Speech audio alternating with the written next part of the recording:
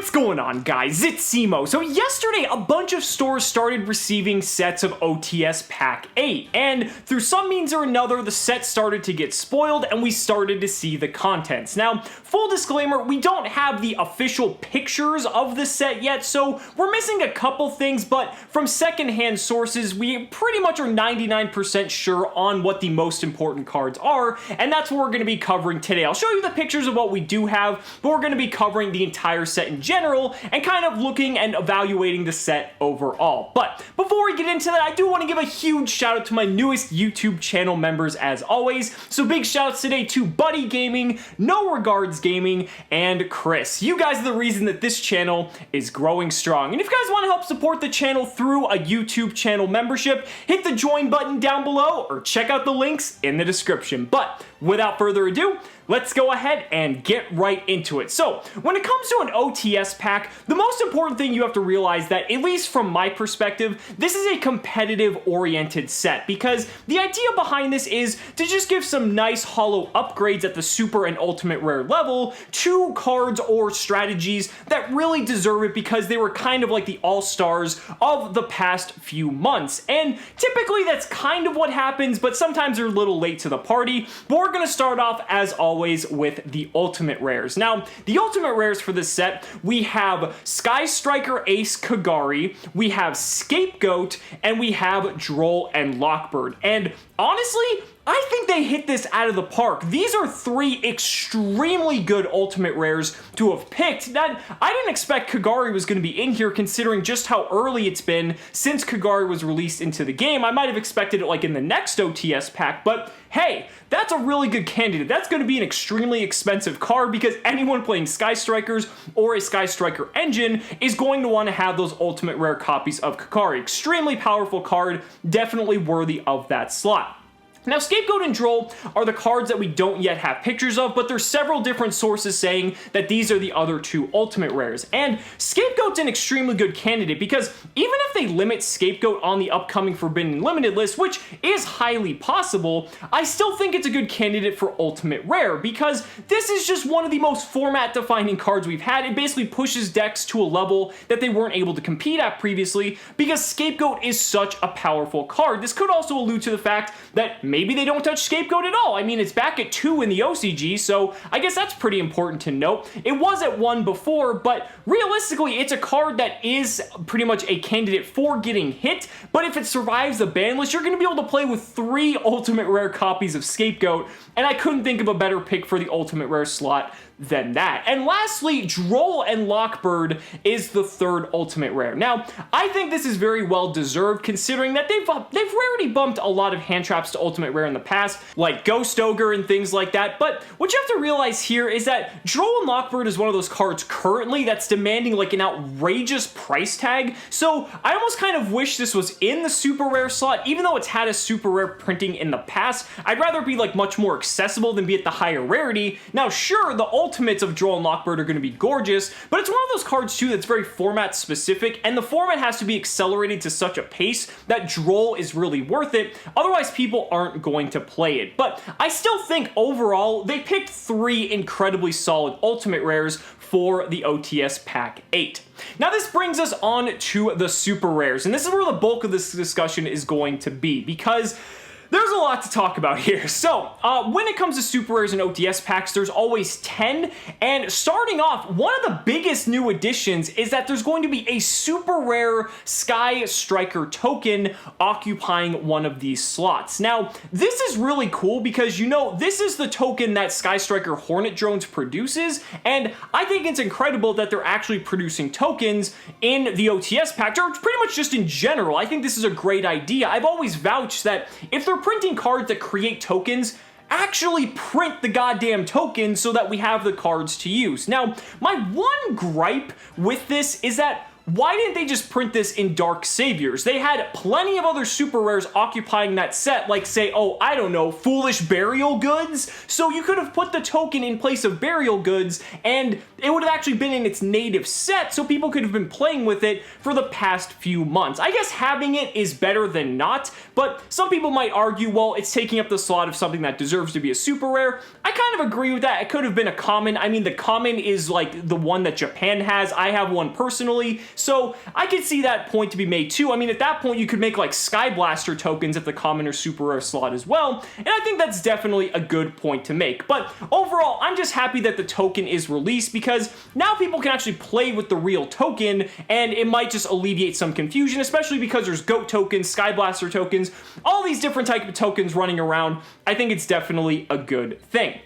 Next up is Underclock Taker. Now, this definitely deserved to be a super rare from the get-go, but I'm happy it's here now. This card is one of the best generic Link 2s in the game just because it has a downward pointing arrow. Not much that really needs to be said. I mean, some people say it should have been ultimate rare. That looked really cool, but definitely not worthy of that. I definitely think super rare is where this card deserves to be. There's also Secret Village of the Spellcasters. Now, this is a bit odd because this has been printed at a common, I think just a few OTS packs prior to this, so it's kind of weird that they're printing it again, but I'm actually willing to let this slide because it's a pretty good tech choice for Altergeist, especially if Sky Striker becomes the dominant deck. It's pretty good to have more copies of this card floating around. Machine Duplication is also an interesting one because there's a lot of copies of Machine Duplication flying around, but I mean, having another super rare copy, I guess, is okay. I think they were actually rather expensive, and kind of in tandem with the release of Cybernetic Horizon and Cyber Dragons, I kind of get that. So it's a weird one because there's already so many printings of it, and it's already had a super rare printing, but again, I'm kind of willing to let this slide just because of the fact of the timing, especially with Cybernetic Horizon. But beyond that though, then we have just the most weird picks you possibly could imagine for this set. I mean, we've got super rares like Twin Triangle Dragon, Broken Bamboo Sword, Space Gift, Ruin and Demise, the King and Queen of Armageddon. Like, what are these cards? Like, okay, Broken Bamboo Sword could have just been in Shadows in Valhalla because they're printing Golden Bamboo Sword in there at the same rarity. So why not just put the two together?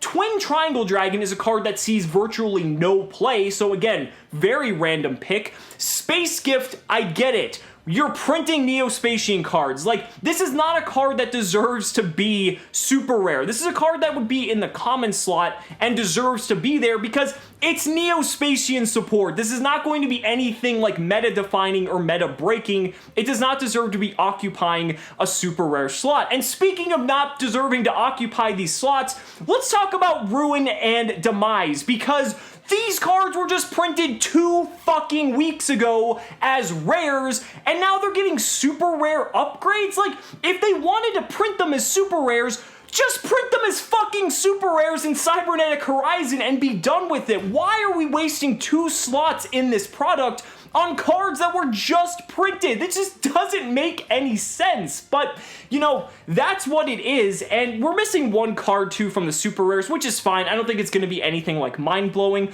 But the thing about this is when I look at the cards on this list, I think about how this could just be done so much better. Let me present you guys with my personal 10 super rares that I would have liked to see in OTS Pack 8. So, starting off with what we already have from the current pack, I'm perfectly okay with the Sky Striker token. I think that's a good one. Underclock Taker, I think, is incredible. And also Secret Village of the Spellcaster. Again, I'm willing to include that just because of the synergy with Altergeist. How about Nightmare Mermaid? You know, one of the most key pieces for any Nightmare combo, especially in tandem with Nightmare Ibli. That card's only a rare, and I definitely think that deserves to be a super, considering the amount of playability it's had since its inception. What about Goki Suprex? And yeah, I know Goki's kind of like on the axe for the ban list, but the thing is, even if Goki does get hit, they've put stuff like Spiral Quick Fix to 1 and released it as a super rare in an OTS pack, like in the same week. So there's no reason they couldn't do the same thing for Suprex, and it definitely deserves to be something higher than rare. We've also got personal spoofing. Personal spoofing for Altergeist is one of their key cards, so not being able to have it at super rare I think is just a disgrace for the strategy. What about Space Insulator? This is a card that just started to see a ton of play, especially in tandem with cards like Topologic Trisbania or Topologic Bomber Dragon. It's only a common, but it's one of the most important and crucial link monsters available in the extra deck for being able to do some absurdly crazy plays, especially in tandem with, oh, guess what? Scapegoat, which also happens to be in the same product. There's also Paleozoic Olenoides. You know, they've been printing Paleozoic monsters for like the last few OTS packs, but they still have yet to print the best Paleozoic monster at super rare, and I think that's just absolutely disgraceful that Olenoides is not there. And wrapping up my list are two of the most important cards that probably deserve the super rare printing, more so than probably every other card I've mentioned on this list, and those cards are Rivalry of Warlords and Gozen Match. These two cards have basically been format defining. They can break extra links. They're used in so many different strategies, from like Draco Stun, Trickstars use them, Altergeist use them. These cards are such powerful floodgates, and yet after all this time, years and years have gone on, and these two cards managed to stay meta relevant all the way back since, like, what is it, Magician's Force, I think? I mean, Rivalry has never had anything printed above a common, and Gozen Match has only been printed as a rare in, like, a turbo pack so many years ago. These two cards deserve to be super rare more than anything else. They're starting to get expensive, and it would just be a perfect opportunity to not only give an influx of them into the market, but also give them the rarity treatment that they deserve, considering their status at the competitive level. So that would be my 10 super rares, and when you compare that to the super rares we already know, which one looks better? I mean, I'm not trying to be biased, but I think mine looks a little bit more relevant by comparison. Wrapping up this video though, we have the commons. Now, I never really have high expectations for the commons in here because I don't really think that's what anyone cares about. Sometimes we get nice gems like Seraphinite as a common, which is pretty cool, especially considering how expensive it was, but my expectations are just rock bottom. They're printing stuff like Ojama Red, which was like a $5 common, I think, for some reason, so if someone's happy about that reprint, that's perfectly fine. There's also Divine Sword, Phoenix Blade, and Axe of Fools, which are relevant to the Goki strategy, or really any strategy revolving around Isolde for the most part. So again, they're a couple of bucks and they're kind of hard to get. I think those are the cards that deserve to be in the common slot. Cards that are minorly expensive or maybe hard to get, but not necessarily that have the most impact. So there's other cards in here that are just completely random, like Nutrient Z, Ritual Raven, what else? Ninjutsu Art Notebook. I mean, those kind of go in tandem with the fact with the ninja support and Shadows in Valhalla, so whatever, no one really cares about the commons. If they have something really cool in there that's expensive, great, like if we get another Seraphinite or something at that level, but if not, I don't really think anyone cares too much.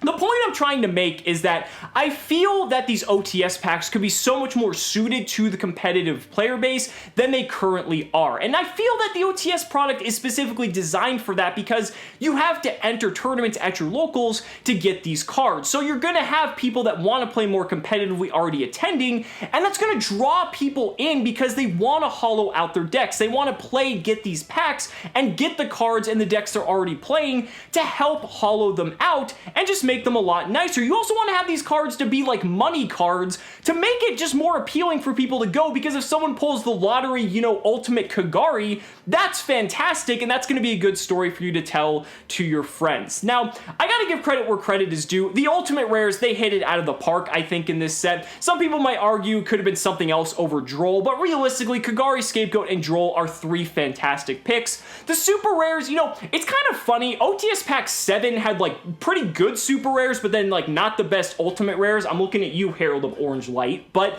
you know, it's one of those things where we kind of flip-flopped, but I definitely think the Super Rares could have been improved, and hopefully by showing my list of Super Rares, you guys, or maybe even Konami, if they're watching this video, wink wink, they might get an idea of what to put in the next set, or kind of the mentality to take when designing OTS Pack 9. But guys, those are just my thoughts. Let me know down in the comments what you guys think about OTS OTS Pack 8, and what other cards you might have liked to see in here, either in the Ultimate Rare or Super Rare slots. I'd really love to hear your thoughts. Guys, thank you so much for watching the video. Be sure to like the video as always, subscribe to the channel for more amazing Yu-Gi-Oh content, and if you found this video informative, consider becoming a YouTube channel member, because just by pledging your support for the channel, you're investing in my ability to continue bringing you amazing Yu-Gi-Oh content. So thanks so much again, and we'll see you next time.